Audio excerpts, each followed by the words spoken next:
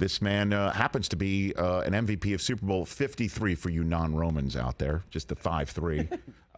Three-time Super Bowl champion, and he is now, along with the very funny Sam Morrill, who's been on this program before, a new podcast that launches next week on Tuesday, August 23rd, Games with Names, the co-host of that podcast, Julian Edelman, here on The Rich Eisen Show. How are you, sir? I'm doing well, man. It's just like so professional in here. I do have to What do you get something off my chest. What do you got to get off your chest? So as you see my shirt, yes, sir, and I got some dad shoes on. I was just rummaging around my dad's closet a couple weeks ago. I found this shirt and I was like, this is a perfect opportunity to wear some dad swag. Yes. On with the dad joke king himself. Is that a I mean, look at best dad ever. It's right there. That's we it. got dad everywhere in here. We're talking about kids right when I get in here. I feel like, I just feel daddy in here. Daddy, not like daddy. Yeah, like daddy. Right. Like I.e. dash Y. Is that a good? Is this a good? I don't understand. Is this a good That's thing? a great thing. It's a good thing. Yeah. Because I mean, I do have the title of best dad ever, and if you come at the king, you best not miss. I don't mean to be that aggressive, but that's all I'm saying. I'm going to teach you something, Rich. My mom told me in 4th grade I was the most handsomest boy in the class. I knew Jeff Belwamini was the most handsome boy in the class, okay? So I'm telling you right now, family lies to make you feel good. Okay?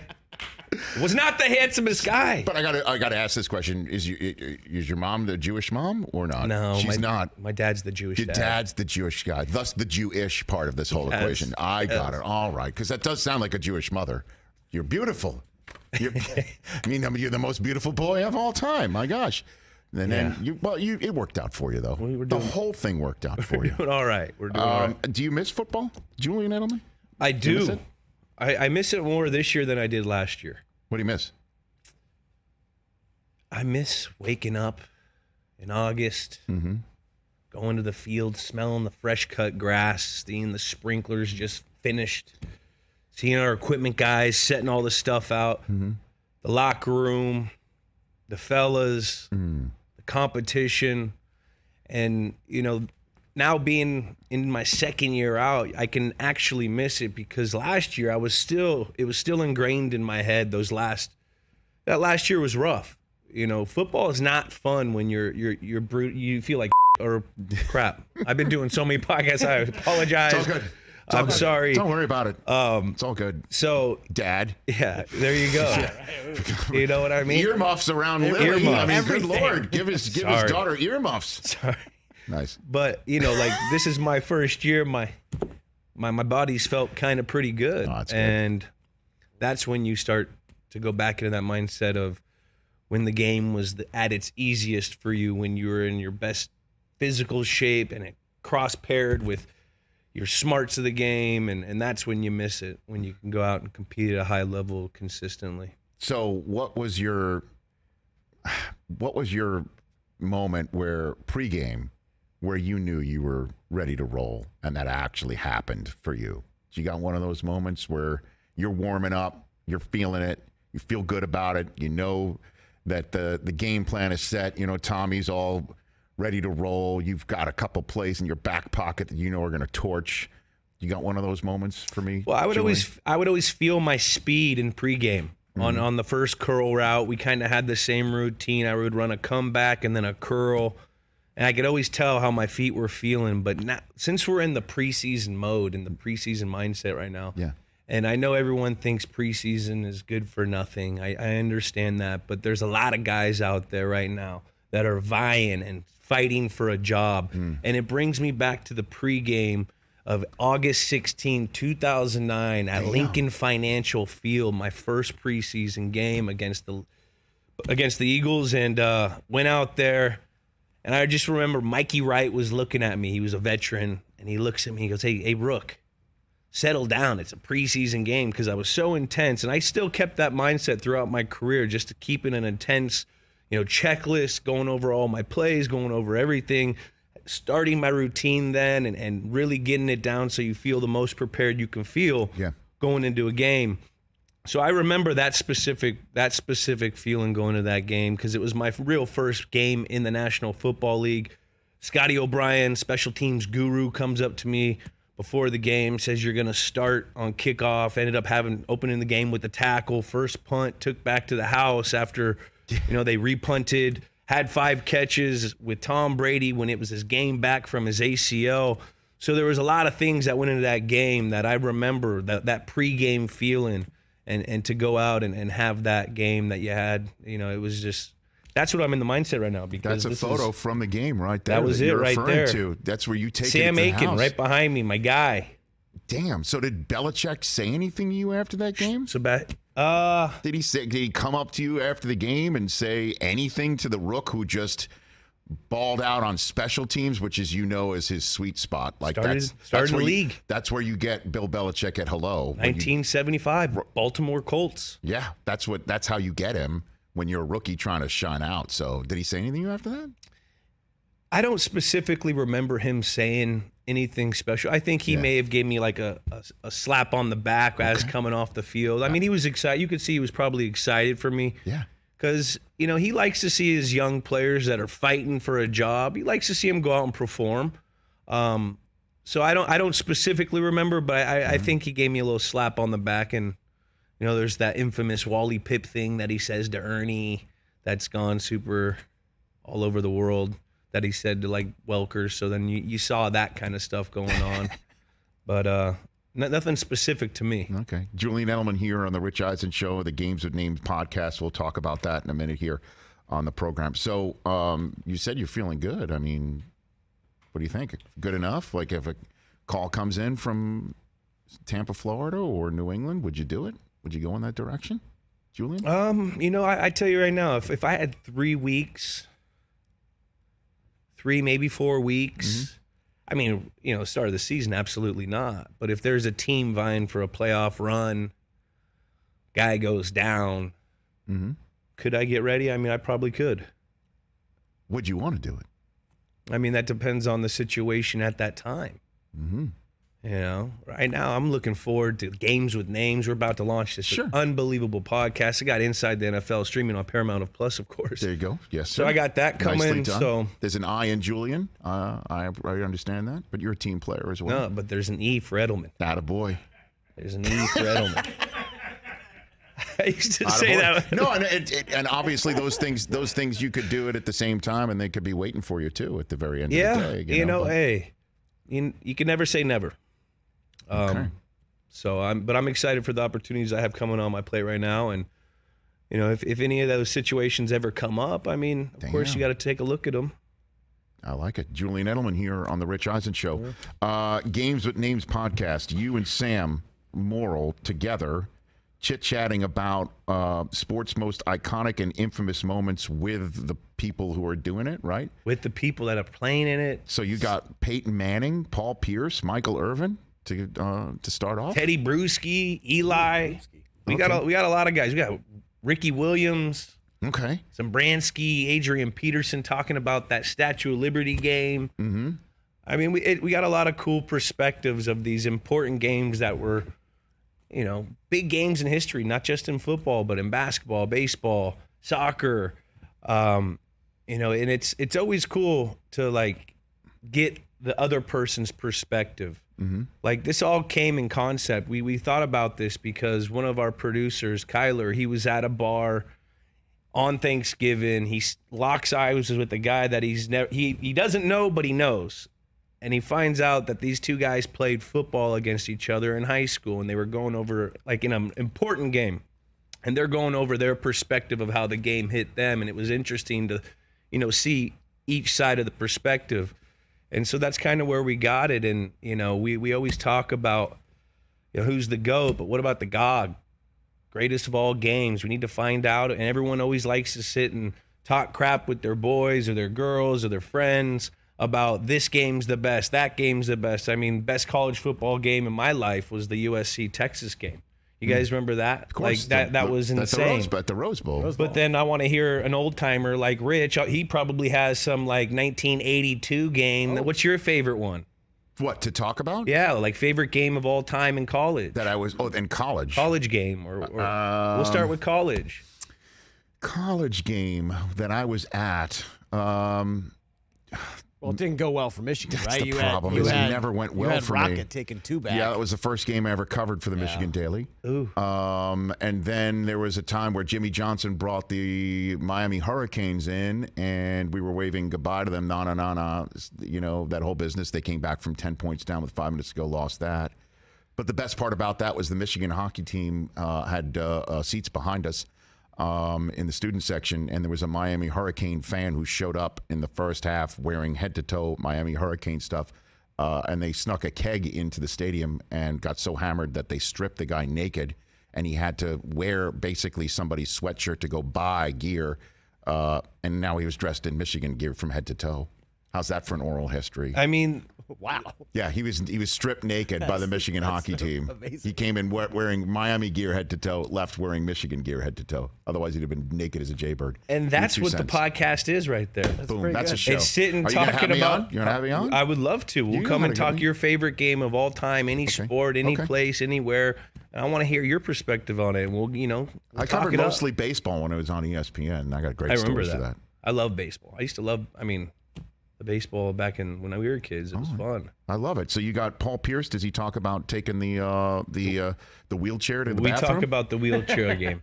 I specifically asked him Yeah. if he pooped his pants. Yeah. And You have to listen. that's what we call a cliffhanger. That's called a teaser. He's of all peas. That's an You old ask teaser. him that. And so what about, all right, now let me flip it on you. What's the oral history of that catch where the Boston knee party, as we were calling it, where you were catching it 15 times, finally grabbed it in the Super Bowl against Atlanta? What's the oral history of that one? You're in the huddle. What happens? What do you In got? the huddle, it's 2nd and 10. 2-minute drill. What do you need to do? There's 3 things you need to do. You got to get it started. You got to get a chunk play, and you got to stay on schedule with the play calling. So, we got it started.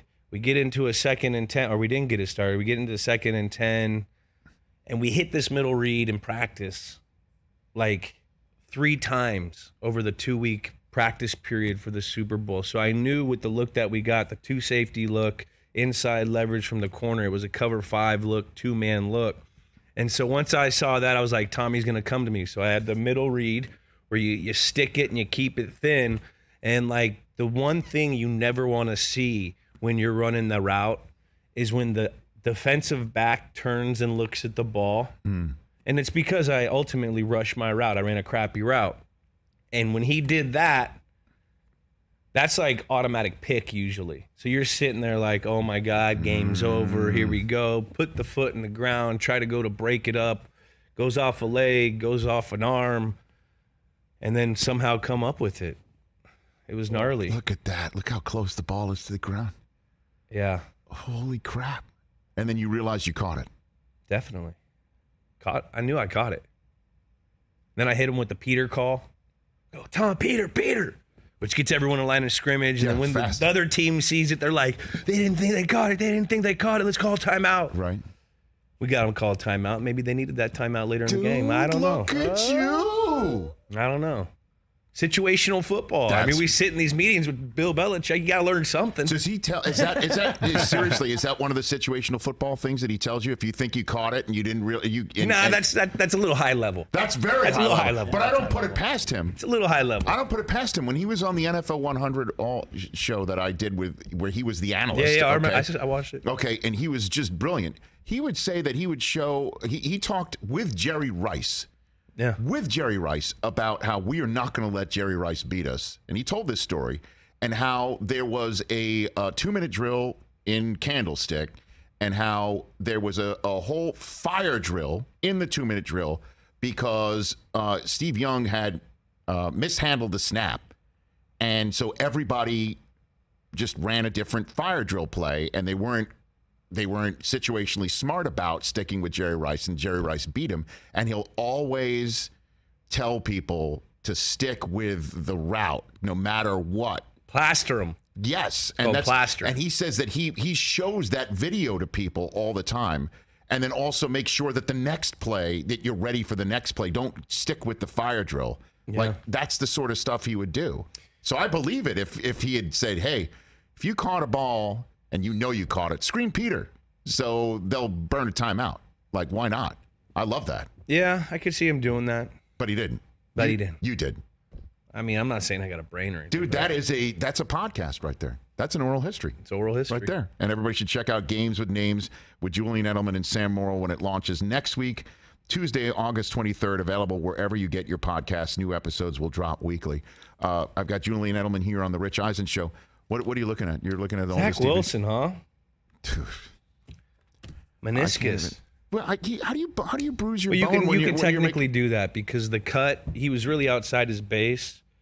So when you're outside your base, you can actually cut so hard that you snap your bones together.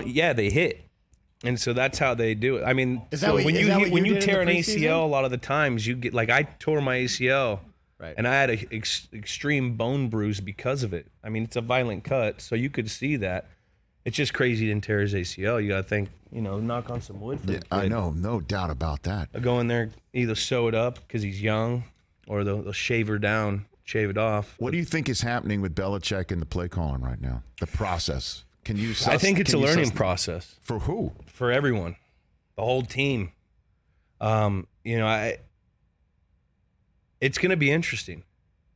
It already is. It's very interesting because, I watched that game. I watched it, the cut-ups, and a lot of the concepts are nothing I really I've seen. A lot of them are very vanilla, which is very procedural with preseason. They want to throw vanilla stuff out there and see mano a mano. Can the kid get open? Can he make the catch? Let's not try to scheme anything up. But, those are things I've never seen. And it's going to be interesting. It's Josh McDaniels he's a really good play caller. And we saw Josh McDaniels and Mac Jones work last year together, and we had some great results. Now you're going to see your biggest leap usually from your young quarterback year 1 to year 2. Yeah, because he's going to know the system. He's going to know the environment, the schedule, the everything. Usually comes easier second year, but he's going in with a completely different mindset at offensive coordinator, and now he's got to learn how they're going to call plays. They got to learn what plays he likes, and it's going to be interesting. And you don't know how this actually. Honestly, you don't know how this really came about. They could have had someone lined up, didn't go through.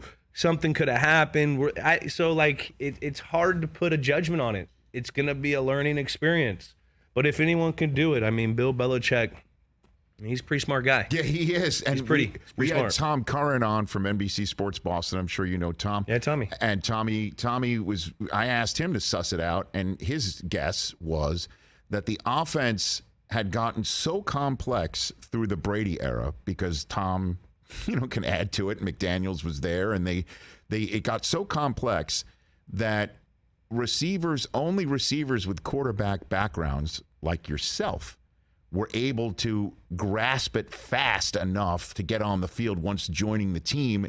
And that's why they've had issues with a lot of wide receivers like Sanu coming in or drafting kids that don't have the quarterback background.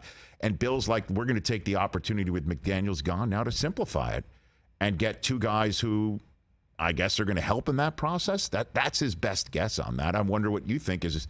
I think I like that theory. I mean, at the end point of my last year there, I mean, it was getting pretty complex where like a play call would be 0 out slot Fing, ride 134 F bow ice alert Gary. And like you'd have all that and then they would condense it to the new guy. Like, cause the new player in college, all these guys are doing like one word calls everyone a play. So then they were like subbing formations with words. So the 0 out slot was now Rome and, Fing was this. So, like, I could see them trying to simplify to allow the kids to play allow the guys to play fast. Because ultimately, if you know something, you could have 6 plays, and if you run them perfect against everything and you run those 6 plays damn good every single time, you should be able to do all right. So I could see them doing that. But you know what I'm really excited for? I'm excited for the AFC West. Oh, Okay. That's a transition. All right. He's transitioning himself. Look at him. This AFC is why, West. Excuse me. This is AFC why West. this is why this guy was nominated as one of the best emerging talents on sports television at the sports Emmys. I think You had a nice seat too, man. You were you right had a up good front. seat. You were right up front. You passed by us on the way out. I know some. You people. definitely know some people. I don't know. All right. Okay. So what intrigues you about the AFC? I think. Say it. I know what. What do you think I'm going to say? Say it. I'll just say what I've been saying, I'll say what he's. But you want to say what you've been saying? No, you go first. Go and then first. And I'll tell you if I'm right on these ones. Okay, here go we ahead. Me first? You first. The Chiefs are going to miss the playoffs. There's going to be a regression. I don't know if they'll miss the playoffs. Okay. I'm saying McDaniels has the Raiders winning the division with Carr 2-17 and Waller, Renfro. well, Renfro, as everyone always says that he's, Chandler That's your Jones, a position. huge pickup for those That's what I'm guys. saying. Crosby on the other Devontae side. Adams. Only thing I'm a So little. I don't think he's saying. I think what we're thinking is not what you're thinking. So you have the floor, Julian Edelman. I think dark horse in the race. Denver. Let's ride. That's right. Let's Let's ride. ride. Let's ride. I'm just telling you, Vic Fangio had a great little defense out there that kept them competitive in a crazy division. Fact. Right? They weren't good. True. But they weren't terrible. They weren't getting blown. I would watch these games and I'd be like, this should get blown out. And they'd always be kind of a dogfight here and there. That defense is still pretty strong. You bring in Russell Wilson, the king of a guy that can just grind wins away with a non-great talented offense, which he did for 6 years, where he'd run around, create these huge explosion plays, 2-minute drill extraordinaire, and he's got something to fight for. He's hungry because he still hasn't got his MVP. Last year there's talks that he's regressed. He's no more. He's not. Look at this top 100. Well, there was who was above him?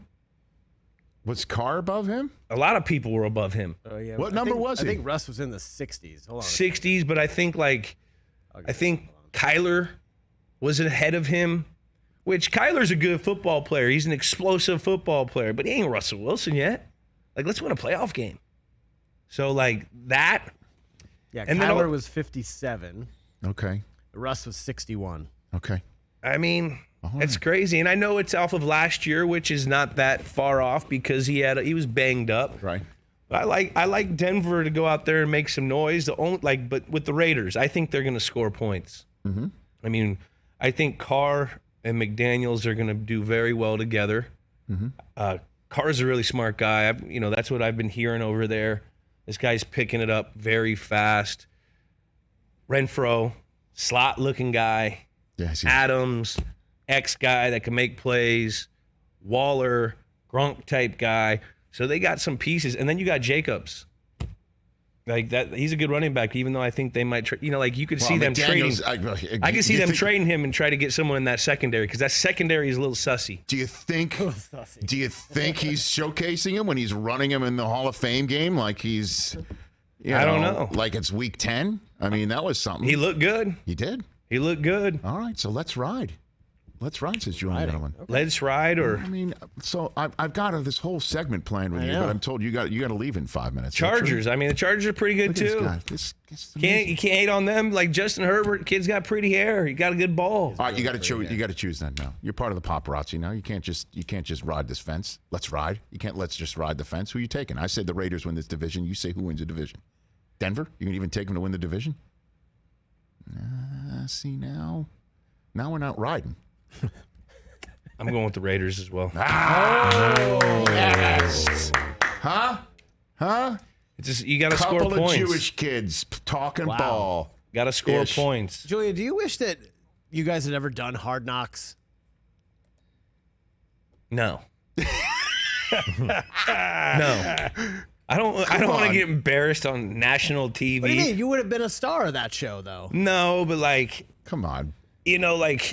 when you would get into Bill Belichick's meetings and he'd have these low lights of practice immediately right when you get in and you're sitting there trying to do the math how did he get all these damn plays Like, we literally got off the field 45 minutes, and then he can, like, explain everything and, like, What you did wrong? what he did wrong. He had it All cut up. He'd have, like, a cut up. And, like, Video team. the accountability factor that he made you feel when he would get on anyone for the wrong ME, missed error, or any, like, kind of sloppy, fundamental type football play that we talked over and over and over about, like, that was the worst for a player, because especially if you're a player trying to make the team or you're trying to earn a role, because he's doing it in front of everyone. So the defensive guys are knowing that you ain't blocking the force, going in and grabbing that safety because they're hearing Bill talk about it. So it creates this environment of just like, you have to be accountable to the team. You don't ever want to let the guy down right next to you. You know what I mean? That's the one thing. You don't want to disappoint, the guy who's throwing you the ball. You don't want to disappoint, the guys that are blocking for you or anything. It's just like, it creates that environment. I just think it'd be like one of those top secret documents, like redacted, where all those lines are darkened out. Like, that's what nothing would have gotten on the air if Belichick was on Hard Knocks. Zero. You know what I mean? Like, he'd have been like Patrick Waugh between the pipes. Bears would have been everything. Bears would have been over there just. Yep, that's out. Nope. Oh yeah, you can have Bill twirling his whistle. That's like the one cut everyone has of Bill Belichick, And like the whistle really twirl. really short shorts. Yeah, you can have that one. That's in. You got that. All right, Well, like you could have went grilling with the Wilforks one day. Like that could have been an that's episode. fun, You sure. know what I mean? Could have been really good. Could have been good. Or you could have had Like the McCourty twins, you could have followed them around, like doing weird stuff, like twin stuff. It was just back in the weird. day, you could have sat there on like a Saturday practice with Randy Moss breaking down 60 minutes from the night before. Really? You Like should- the news program? the news program. Randy would come in because Saturday's like a walkthrough game. Yeah. This is more. That's not training camp, but Randy would come in. But Sunday, it's on 60 Minutes on Sunday. Or what's the one on Monday. 48 hours? Oh, 48 hours. 48 hour. One of the things. Dateline. First 48. Dateline? Dateline. One of them. They're Randy all Moss is breaking down Dateline? breaking down.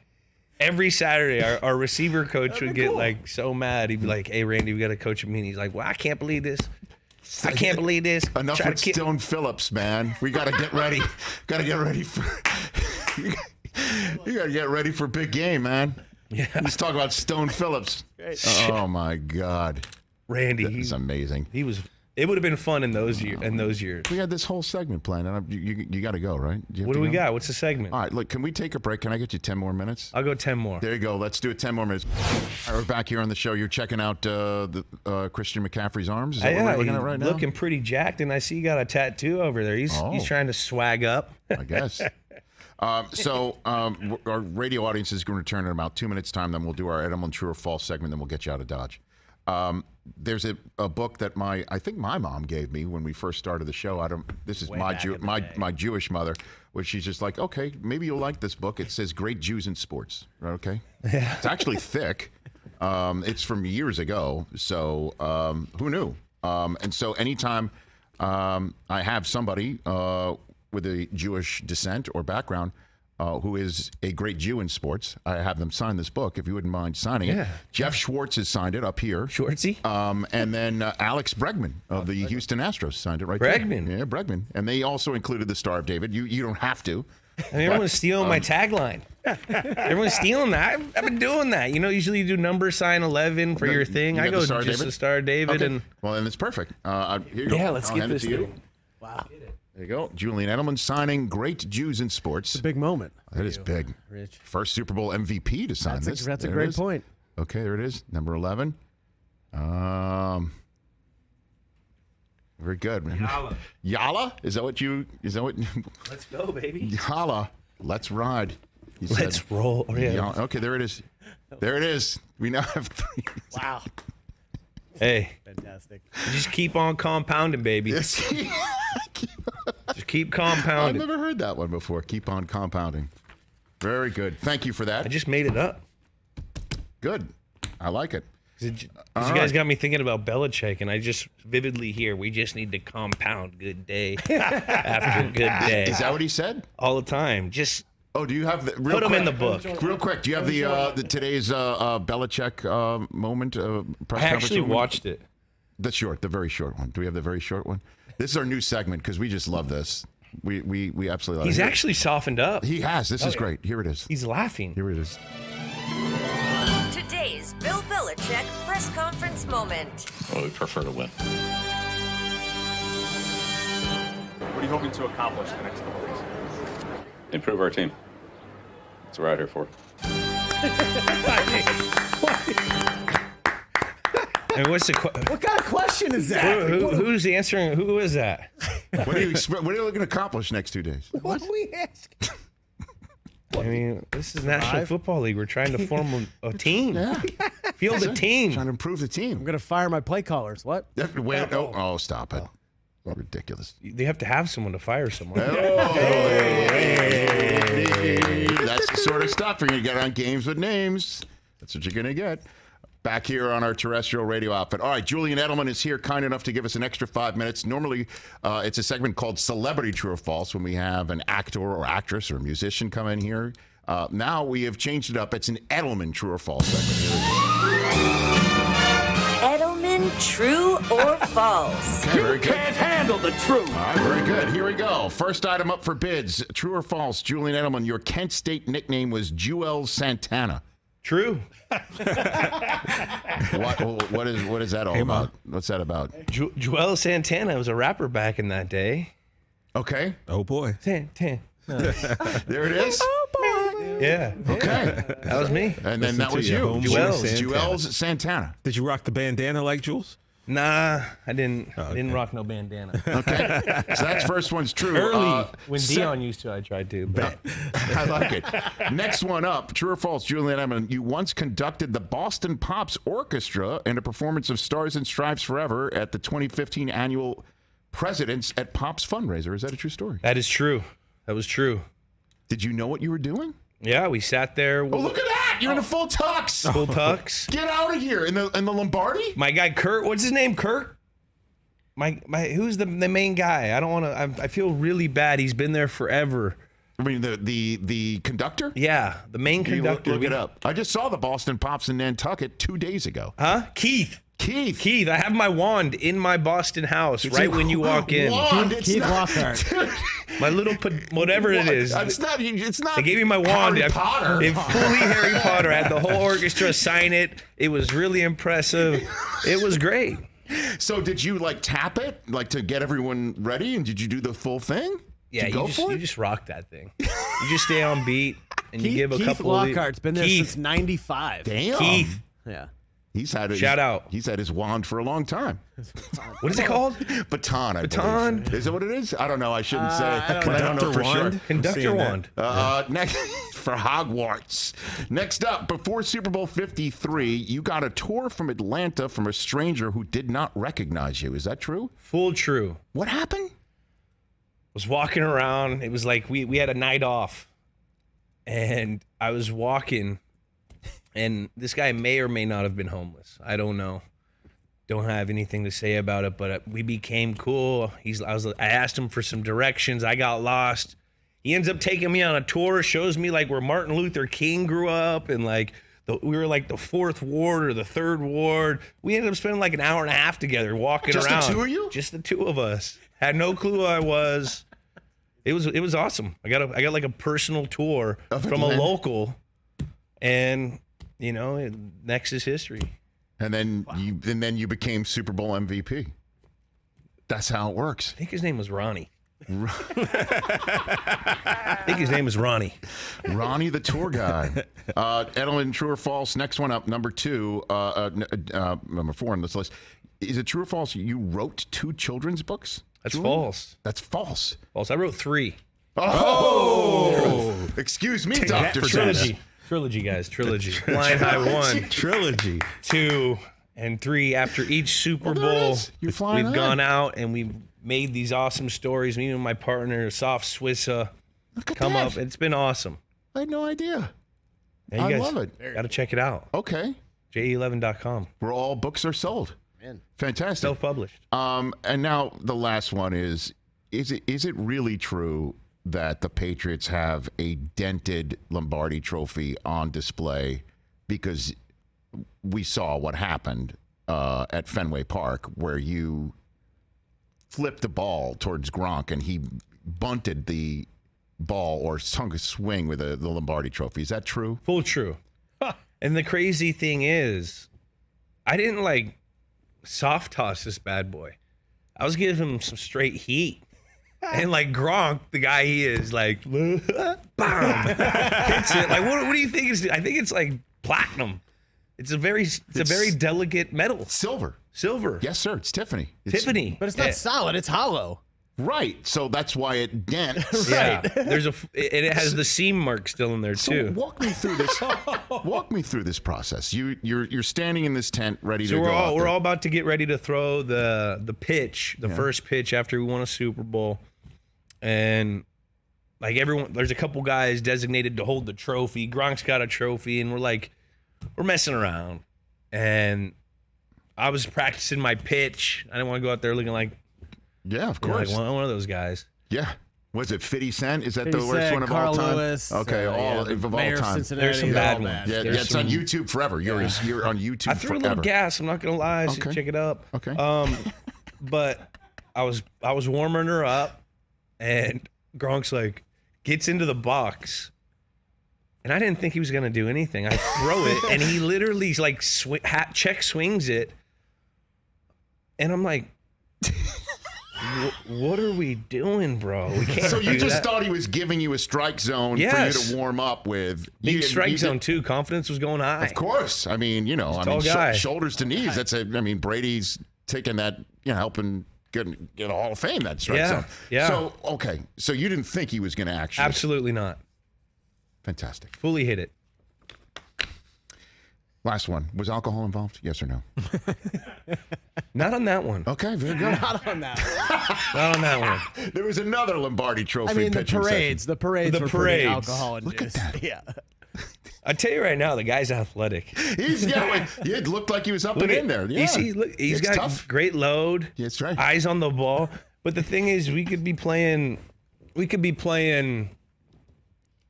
hoops, ping pong, hockey, and Gronk can actually do it all. Well, Julian Edelman, thanks for coming in here, man. I a really blast. appreciate the time. Anytime. I know you stuck around. I hope you're not terribly late for your next gig. But everybody should check out Games with Names podcast with Julian Edelman and Sam Morrill starting next Tuesday. Is it Morrell? Huh? It's Morrell. I think it's Morrell. Did I say that? What did I say? Morrill. Sam Morrill? Sam Morrell? All right. Morrell. Anyway, Peyton right. Manning, Paul Pierce, Michael Irvin, and so much more. Check out some of these incredible oral histories and all these recounting of stories at Edelman11 on Twitter and Instagram. You're the man. Thanks for coming. Thank you for having me. Thanks for being here.